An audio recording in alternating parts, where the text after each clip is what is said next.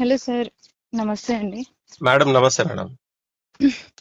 Sir Srinu గారేనండి phone?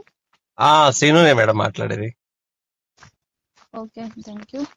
Sir నేను Jio office నుంచి కాల్ చేస్తున్నా అండి. మేడం సార్ మీ నెంబర్ పైన రీసెంట్గా రీఛార్జ్ అయిపోయింది కదా సార్ జియో.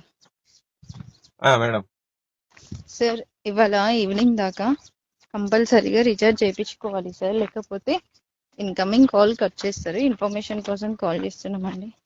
మేడం అయితే నాదొక చిన్న రిక్వెస్ట్. చెప్పండి సార్. ఇవాళ పెళ్లి సంబంధం చూద్దామని పోతున్నాం నాది.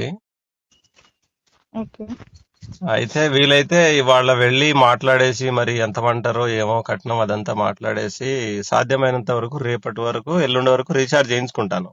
సార్ రేపు ఎల్లుండి కాదు కానీ రేపు మార్నింగ్ దాకా కంపల్సరీగా చేయించుకోండి సార్. ఓకే ఓకే వినండి.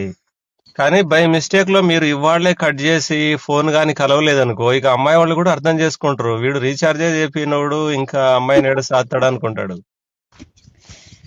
సార్ అట్లేం అనుకోలే కానీ సార్ రేపటికల్లా రీఛార్జ్ చేయించుకోండి. ఇవాళ ఏం కట్ చేయలే కానీ రేపు సండే కాబట్టి రేపు దండం మార్నింగ్ కల్లా కంపల్సరీగా చేయించుకోండి. దండం పెడతా మేడం, ఇది నా జీవితానికి సంబంధించిన విషయం.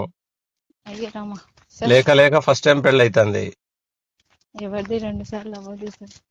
ఓపిక ఉంటే 3-4 సార్లు చేసుకున్న వాళ్ళు కూడా ఉన్నారు మేడం.